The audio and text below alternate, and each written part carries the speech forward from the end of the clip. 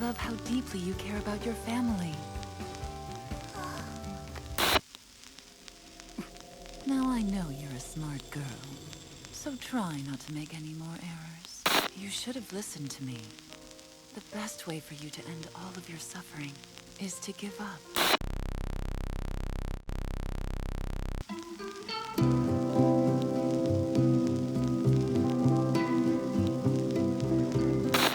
Promised Neverland, or released its anime adaptation's first season, is likely the perfect bottle series. By maintaining a very limited cast and world, it was able to hone in on a few interconnected core ideas, delivering one of the best thrillers in anime. We open on this idyllic, peaceful space, a single boarding home atop this hilly pasture among the forest. Laundry hangs and children play, running and laughing without a care in the world. They help prepare meals and clean up and take care of one another, forming a genuine little community until they're adopted, taken to a vast outside world they've never known. Or so it seems. Our main trio, Emma, Norman, and Ray, uncover a single truth which shatters this perfect world. They're not orphans waiting for happy homes. They're cattle raised to be eaten. Behind the gate they're told never to approach lies a horde of demons who crave the brains of intelligent and happy children for exquisite meals. Faced with this truth, the children return home desiring escape, unable to look at their world the same. The care and love they receive here is in a new context, no longer genuine. It's for profit to raise the best possible cattle. The warmth they once knew is tainted, replaced with a cold game of cat and mouse between them and their caretaker, Isabella. The mother of this plant, her job is to raise the best children possible, a task she takes more seriously than any other. Rather than shipping out these problem children, the best she's ever raised, they're allowed to stay and run amok, knowing escape isn't possible. Not only do they face this solid wall, but the ravine which lies under it. The problems they cause are outweighed by the principle of her product. 3 children at the ripe, perfect age of 12, with unbeatable scores and unmarred by the stresses of this world until their final months. Once the absolute picture of generosity and warmth, we see a new side to Isabella. Cold, calculating, and even downright malicious. But is this all just what's best for her children? As our view of this world widens and as Isabella's story comes more into focus, I think there's a point to be made. Isabella may be the antagonist, but is she really the villain? When we break it down, I think a lot of us may be more like her than we really like to think. The most clear argument against Isabella is Emma, Norman, and Ray, the trio which spearheads the successful escape of 15 children from Plant 3. Faced with seemingly impossible odds, they train in secret, implementing a plan which no one predicted, making it across the ravine to a new world waiting outside. Isabella herself once tried to escape, reaching the same point Norman did on his first attempt, the top of the wall, only to uncover the despair of nothingness below it. Rather than being able to pass on this information to others, however, Isabella is noticed immediately and beckoned down, where she's given the option to become a mother instead of being harvested.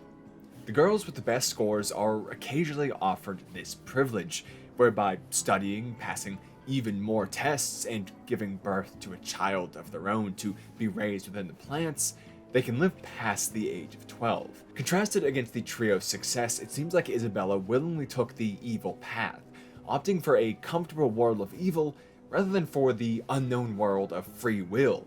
She became the despair which was inflicted on her, a soft escape to within the system, not a hard escape outside of it. But was she ever in the position Emma, Norman, and Ray were to escape in the first place? They had a certain privilege which helped their plan succeed, a great upbringing with additional resources and care.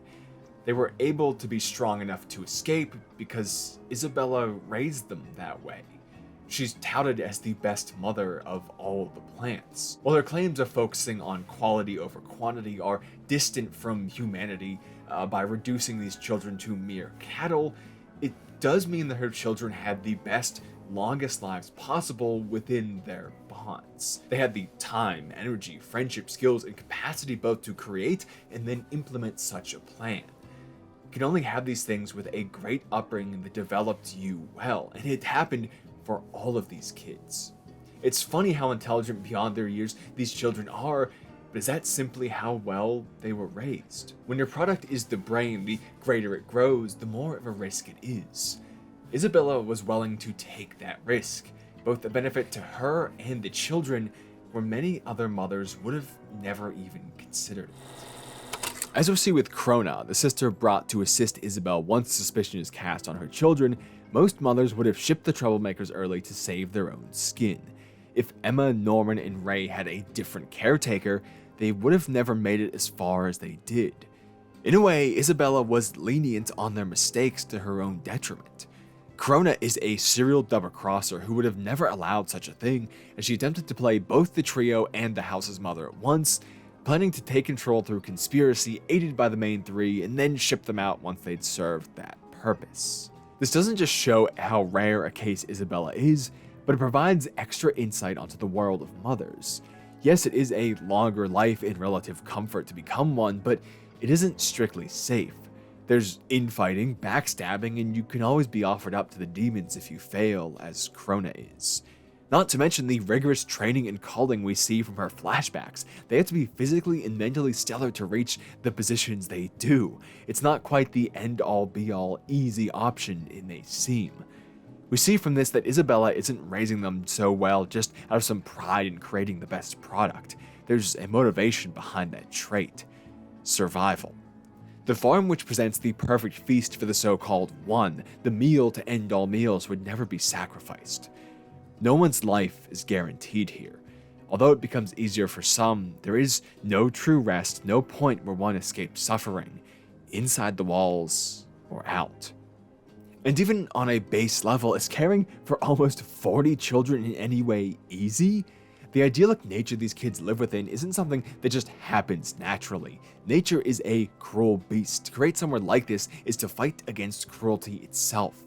When someone becomes a mother, it's not even in the most ideal situation that they kick back and enjoy the spoils of all the hard work it took to get there. There aren't days off. The only time they're away from the kids is to report in every night, which goes all the way until 8 p.m. at least. Sun up to sundown, they're hounded by their decision to keep living. Now, is it preferable to death? Yes, there is no question. But does it still work, caring for almost 40 more lives than your own? Yes. What would it take for you to accept caring for that many children for the rest of your life, where if you ever stop, you die? It's not a light decision. Isabella is a product of a carefully designed system, one made to break people, to crush all their hopes and lead them to believe a pittance is genuine paradise within what they know. We see this best with Norman in his escape attempt we mentioned.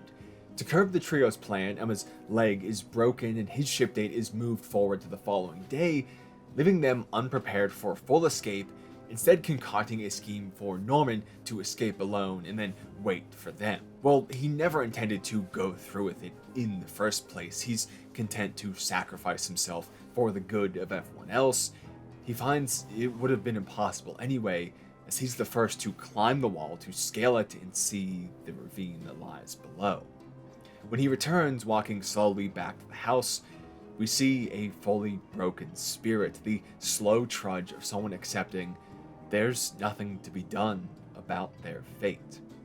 At every step, they found difficulties and overcame them, but this one, so physically massive, so definitely insurmountable, this is purposefully designed to make what we see, to break people. A larger wall or a wider gap would have sufficed. It's not that hard to see you could climb these trees and reach the top of the wall. But human curiosity is a powerful thing for good or evil. We are such a grand species because we incessantly ask why. So they provided an answer that would lead to despair, the grandeur of hope followed by absolute defeat. A wall before the ravine. As we know, this is the same thing Isabella went through, even being directly followed by her plant's mother. Almost like it was on purpose. Now, whether intentional down to the second or not, there's no doubt that this system is designed for mental breaks. Norman doesn't feud with Isabella as he leaves, as he's being shipped out, because he understands her mindset now. Acceptance. The best way for you to end all of your suffering is to give up. It's easy. You'll feel better. There's nothing to be done, so we accept the options before us. And we must ask, with escape impossible, is becoming a mother, is accepting that option the moral choice? The end design of this system is for us to ask that question. Its final result is a situation where personal survival is the morally correct option, where selfishness circles back around and becomes selflessness. Assuming escape is impossible, there are two options: be harvested or become a mother. Technically, there's more one could do. They could kill the mother, say, but we know that doing so alerts headquarters, and it doesn't actually provide escape either. They would just send a new mother at the very least, meaning a life was lost for no other sake. Part of why these worlds are created so small is to limit such options. So let's break down those two realistic ones. There's one which requires the loss of a life, and one which doesn't. Being harvested is death for no reason. Becoming a mother does require them to give birth to a child who will one day themselves be eaten, but that creates a net equal state of life. 1 for 1 is still only 1 lost. And if we count years, it's a net gain. It's 12 years of one life, maybe, versus more than 12 of another. Isabella is 31 when the series begins, meaning that her child's loss after 12 years would have afforded her 19 more. I don't like playing a game of numbers with life, but if we do, then becoming a mother is correct. And even if we escape from math, is it any more right to die when another option is present? What is a martyr without an audience? If she doesn't become a mother, someone else will. There will always be more. How many lives saved does it take for that to become the right thing to do? Is it 2 or 10 or 100? In this case, it's at most 1, whoever the child who could also say yes to the offer is. And that's just a roll of the dice. It doesn't appear that any of the mothers are outright cruel to their children, but it must be true that some are better than others for Isabella to be praised as she is. When we begin to consider more than just their lives, but the lives of the children, an interesting addition is tacked onto our question. Is it the moral option to live and perpetuate the system if you can make it as moral as possible from the inside? Racing for quality over quantity is, once again, an inhumane statement, treating things like cattle, but we have to consider it with escape as a genuine impossibility. We have to consider it within the rules of their world, in the same way we would never consider the ability to escape the fundamental laws of physics in ours. That's how we must frame their world. This means Isabella is prolonging the children's lives as much as possible within those inherent rules. And the quality of the product is dependent on the quality of the life the child lived. A better life, a better meal. Under the coldness of this statement, there is warmth. The promise of the best life possible within her means. In the same way as asking when giving one's life is moral, we have to consider if dedicating one's life can be just as much. Facing an insurmountable evil, one which we could never conquer alone, could we be blamed both for saving our own life and then using it for others, making the torture of that system as minimal as possible, serving from within for the benefit of all? Discussing Isabella is interesting because it requires odd assumptions. In traditional thinking, we look at children dying at 12 and think how awful it is because it is. But in their world, 12 is a vast, full life. We can't apply our standards somewhere impossible. Until Ray reveals their world's truth to the other kids, he's secretly the one who took Connie's stuffed animal from the collection of items left behind for Emma and Norman to find and thus discover the secret. But before that, Isabella was, well, the perfect mother. She lived up to the idea we just covered by providing the best possible from within. I think we see this in the level of trust they have.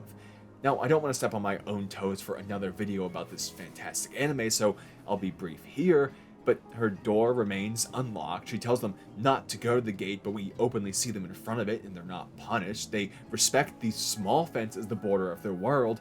All of these and more little signs of trust solely on her word. They could have crossed the small fence at any time, but for 11 years they didn't for her. That's love. And her punishments aren't harsh. In Norman's flashback, we see Emma break the rules multiple times and receive almost no punishment. They don't respect her out of fear, they trust her out of love. Even if it's based on a lie, until they know the truth, this is a genuine paradise. She's trying to provide what she once felt. In Isabella's own flashback, we see Leslie, another orphan from the future mother's own time in a plant. They have clear feelings for each other and live out their days listening to Leslie's songs under the trees. It's a simple and pure love, the kind anyone could hope for, the kind anyone dreams of, the kind we only need a minute to experience because it's something we all deep down desire in one way or another. If no one can live forever, then they could at least live those few years with that kind of dream made true. A place where they can experience love like that. For how strongly Emma, Norman, and Ray feel for each other, this was obviously achieved. Their needs are met and they can focus so much on their minds and emotions that these 12-year-olds are smart and put together as adults, maybe even more so. Hell, much more than me at least. Isabella felt love and made a place where others could feel it too. She couldn't give them longer lives, but she could make them great while they lasted. When we see other potential mothers like Corona who are in this only for their own sake, I think Isabella shows in a better light, despite the cruelty implemented in search of survival. And while this likely isn't intended, the result of Isabella deciding to become a mother is the escape of 15 children. As we said, they were able to do so because they grew up under her, because she raised them to be good enough to do what she never could, to be strong enough and together enough to challenge the system she became a part of. She was a good enough mother that these kids were able to wish for more and take it. Without her, there is no Emma, no Norman, and certainly no Ray. Maybe the reason their mother never succeeded in escaping was because hers could only succeed in raising one child willing to challenge their world. Maybe she was the lone holder of truth, unable to find support around her for such a big task. It's clear that the success in the Promised Neverland is a work of a collective hero. Every kid has their role to play, and they work their asses off to get there. We never saw Isabella have this, but she created it for the children after her. I haven't seen season 2 and probably won't based on what I've heard. I quite like where the anime ended with season 1 on that hopeful, open-ended narrative. But I wouldn't be surprised if the big reveal is that Isabella purposefully raised the best kids she could expressly for the purpose of taking down the system from within. The way the series has twisted so far, playing with people's emotions and what they say like that, and especially saving Norman despite moving his ship date up, essentially letting them cause so much trouble and provide back information, it would make sense. Isabella isn't just an understandable villain. She is why we have our heroes to begin with, whether she did so on purpose or not. I think we can also all relate to her when we peel back the layers of exaggeration between our world and hers. As I so often say, stories are a great chance to take common ideas to the extreme, allowing us to more easily grasp concepts we all face by making them bigger. I think Isabella's mindset is the extreme of one we so often feel ourselves. Accept despair and free yourself of pain. Acceptance. The world is awful and there's nothing that can be done about it in a single lifetime, so learn to be happy with what's available. We are going to suffer. There is no option there. To fight against it is to suffer more. To accept it is to search for happiness.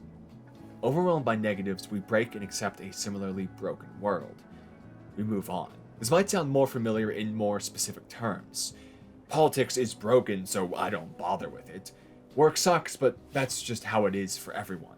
Humans are just flawed. We can't change and really make a better world. When you mention wanting change, for some needing it, these are the types of common responses you get. It is how it is.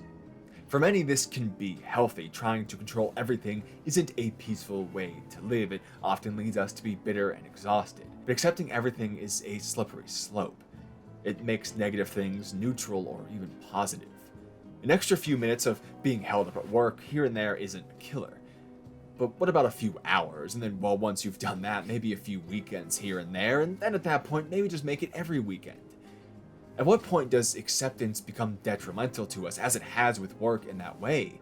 Because it normalizes not pushing back against harmful practices. At some point, we may have accepted so much that what once would be deemed monstrous is now just how things are. When does this path, as well, lead us to be unfeeling monsters? Isabella clearly feels. We see this best with Ray. Walking along the wall one day, years before our series begins, she hears Leslie's song. One Leslie wrote and never played for anyone else. As she rounds the corner, it's Ray humming it. A look of horror overcomes her face. Earlier in the series, Ray explains that he doesn't have infantile amnesia, the process of forgetting our first memories. He can recall being in the womb where this song was hummed by his mother. He asks her, "Why'd you give birth to me?" After appearing to almost break, she composes herself and calmly says, Well, Ray, I did it to survive. Longer than anyone. Is that not why we say it is what it is? To survive a world which shows such cruelty? This is the moment that mentality takes her over in full and creates the woman who's willing to break a child's leg and then immediately start fixing it. She chokes down her emotion and accepts the most personal and cruel truth of her world so far. Nothing would shock her or change her ways now. And the reason is what we so often call great: acceptance. While normally a positive trait, it is inherently nothing. It's what we do with it or against it that matters. Is what we're accepting something that can be fixed? Will it lead to the pain of others? If we accept it, will it prolong an awful system and lead others to break as well? Isabella is something of our world taken to the extreme. While she may not be as much of a monster as it seems on the surface, that almost makes her more terrifying to me. She isn't just some sadistic attention seeker making a name through evil deeds. She's what happens to the bright, happy lives of their world at its best. How much different are we from Isabella? When we think about our daily actions and shift perspective, would we be as shocked as we are witnessing her? That's where I'll leave you. There will be more of this wonderful anime on the channel for sure. There's links to my Discord and Patreon in the description, especially the second one where these lovely people on screen support me. But as always, thanks to everyone watching for your time and energy. I hope that I'll see you again soon.